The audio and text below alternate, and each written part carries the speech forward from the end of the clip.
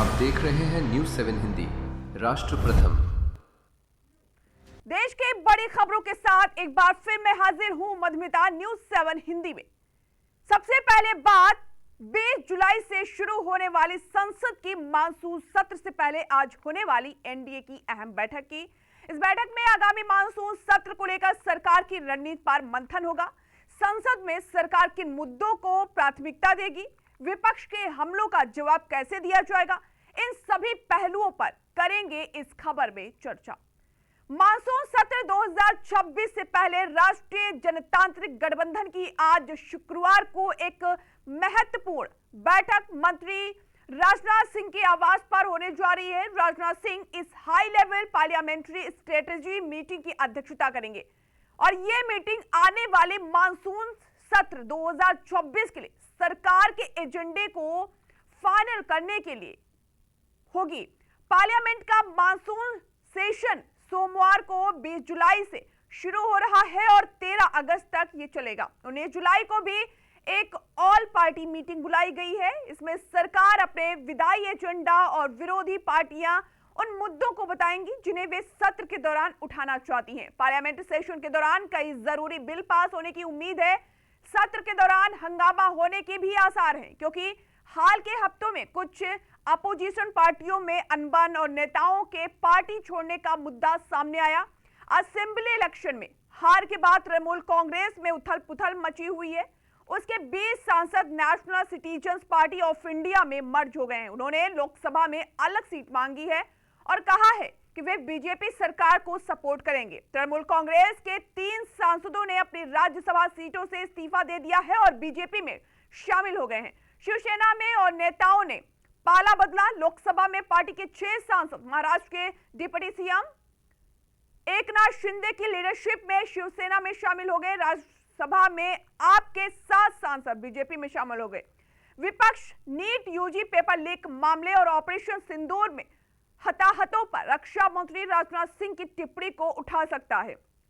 कांग्रेस ने रक्षा मंत्री के खिलाफ विशेषाधिकार हनन का नोटिस दिया है। केंद्रीय संसदीय मामलों के मंत्री किरेन रिजिजू ने पहले कहा था कि संसद का मानसून सत्र 20 जुलाई से 13 अगस्त तक चलेगा। प्रस्तावित 130वें संविधान संशोधन बिल की जांच कर रही ज्वाइंट पार्लियामेंट्री कमेटी भी संसद में जमा करने से पहले 17 जुलाई को अपनी रिपोर्ट अपना सकती है। इस बिल ने एक ऐसे प्रावधान पर राजनीतिक बहस छेड़ दी है जिसके तहत गंभीर अपराधों से जुड़े मामलों में लगातार 30 दिनों तक न्यायिक हिरासत में रहने पर प्रधानमंत्री, मुख्यमंत्रियों और केंद्र या राज्य के मंत्रियों को अपने आप पद से हटा दिया जाएगा।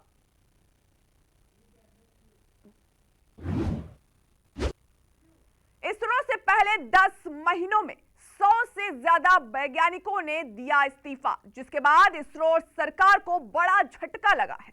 अब सवाल उठ रहा है कि आखिर किस वजह से ये वैज्ञानिक इस्तीफे देने को मजबूर हो रहे हैं। ऐसे समय में जब भारत के अंतरिक्ष से जुड़े लक्ष्य इतने बड़े हैं, क्या बेहतर वेतन, बेहतर अवसर और ज्यादा पहचान की चाहत है या कुछ और? इस तरह से वैज्ञानिकों के इस्तीफे सरकार के लिए चुनौती बनती जा रही है। सब कुछ जानेंगे हमारी इस खास रिपोर्ट में। इंडियन स्पेस रिसर्च ऑर्गेनाइजेशन से जुड़ी बड़ी खबर ये सामने आ रही है। इसरो से पिछले 10 महीनों में 100 से ज्यादा वैज्ञानिकों और तकनीकी कर्मचारियों ने या तो इस्तीफा दे दिया है या फिर स्वैच्छिक सेवानिवृत्ति ले ली है। नौकरी छोड़ने वाले वैज्ञानिकों में गगनयान और दूसरे अहम मिशनों से जुड़े वैज्ञानिक भी शामिल हैं।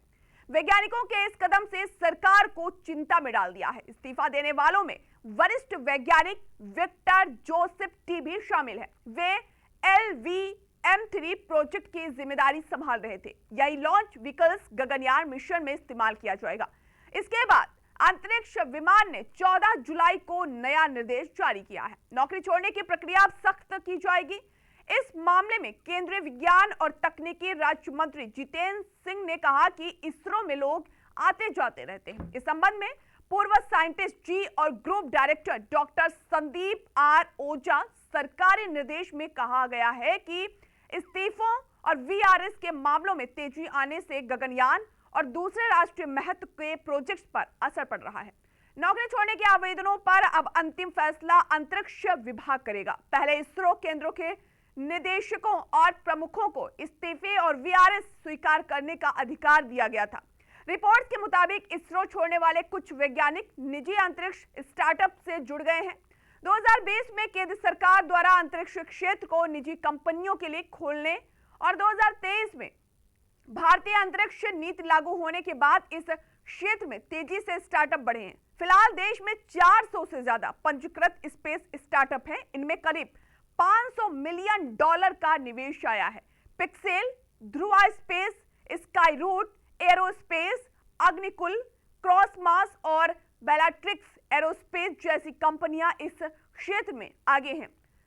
अब जानते हैं आखिर वजह क्या है जिसके चलते इतने वैज्ञानिकों ने इस्तीफा दिया है। दरअसल पिछले कुछ सालों में इसरो के कई रिटायर्ड और पूर्व सीनियर अधिकारियों ने एरोस्पेस स्टार्टअप शुरू किए हैं या उन्हें मेंटर किया है।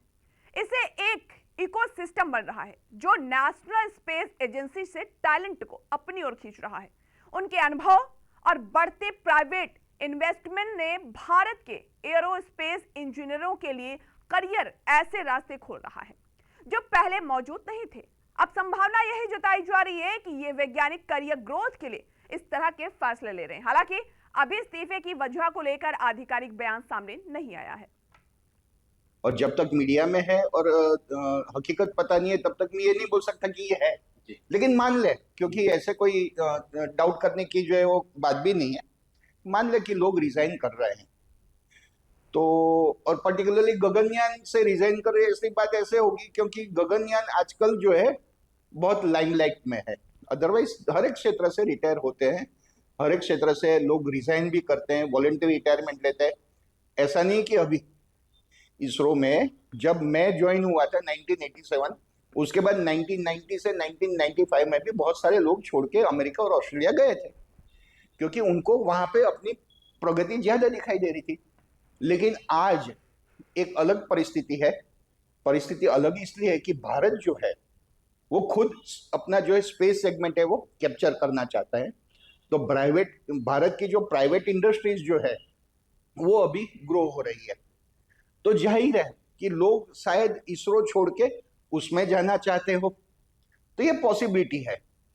लेकिन एक हकीकत ये है कि ये लोग जो यदि मानो कि छोड़ के जाना चाहते हैं तो जरूर ये सुनिश्चित करना चाहिए कि भाई वो क्यों जा रहे हैं। ऐसा तो नहीं है ना कि कोई और वजह हो। तो शायद ये एक स्टेप लिया गया है। It is a procedural requirement. माने अभी क्या था कि सेंटर में किसी ने रिजाइन कर दिया तो सेंटर एम्पावर होता है, रेजिग्नेशन एक्सेप्ट करे, हेडक्वार्टर में इंफॉर्मेशन भी भेज दिया जाता है, फाइल दे दी जाती है, लेकिन ज्यादातर हेडक्वार्टर में इन्वेस्टिगेशन। अब बढ़ते हैं देश की अगली बड़ी खबर की ओर। भारतीय नौसेना अपनी समुद्री सुरक्षा क्षमता को और मजबूत करने जा रही है। नौसेना 22 जुलाई को मालवन नामक अत्याधुनिक anti submarine welfare shallow water craft को औपचारिक रूप से अपने बेड़े में शामिल करेगी।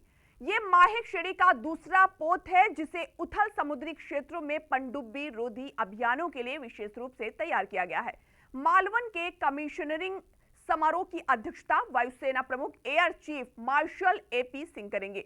इस अवसर पर पश्चिमी नौसेना कमान के flag officer commanding in chief vice admiral Sanjay Vatsayan समेत भारतीय नौसेना के कई वरिष्ठ अधिकारी, कोचिंग शिपयार्ड लिमिटेड के प्रतिनिधि, पूर्व नौसैनिक और अन्य विशिष्ट अतिथि मौजूद रहेंगे। मालवन का निर्माण कोचिन शिपयार्ड लिमिटेड कोच्चि में किया गया है। ये पोत आधुनिक युद्धपोत निर्माण और डिजाइन के क्षेत्र में भारत की बढ़ती आत्मनिर्भरता का प्रतीक माना जा रहा है।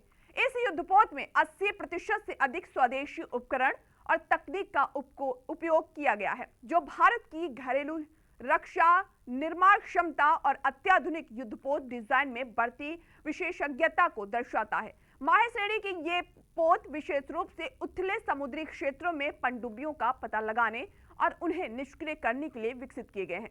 आकार में अपेक्षाकृत छोटे होने के बावजूद मालन तेज गति, फुर्ती, सटीक संचालन क्षमता और लंबी परिचालन क्षमता से लैस है। नौसेना के अनुसार इस श्रेणी के पोत तटीय सुरक्षा को मजबूत करने के साथ साथ समुद्री निगरानी और पनडुब्बी रोधी अभियानों में अहम भूमिका निभाएंगे।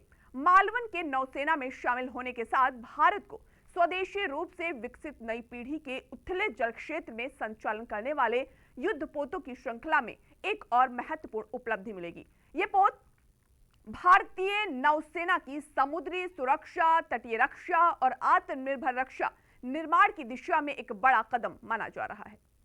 HERO hero. पापा, ये हीरोज कौन होते हैं? हीरोज हर जगह होते हैं, फिल्मों में, फिल्मों के बाहर भी। और ये हीरोज दिखते कैसे हैं? हीरोज सबसे अलग होते हैं, लेकिन अलग दिखते नहीं। हीरो टॉल होते हैं कि शॉर्ट होते हैं? वो खाना खाते हैं कि नहीं? स्कूल जाते हैं कि नहीं? वो पढ़ाई करते हैं कि नहीं? ये हीरोज भी होमवर्क करते होंगे क्या? वो कुकीज खाते हैं क्या? पापा, ये हीरोज करते क्या है? वो आपके साथ रहते हैं और आपको प्रोटेक्ट करते हैं। बाय। फिर तो आप ही मेरे हीरो हुए, क्योंकि आप ही मुझे प्रोटेक्ट करते हो। लेकिन इस घर में एक और हीरो है जो हमेशा आपको सेफ रखता है। मुझे तो कहीं नहीं दिख रहा। हीरोज हमेशा दिखाई दे ये जरूरी नहीं है। वो सिर्फ पर्दे के आगे ही नहीं, दीवारों के पीछे भी हो।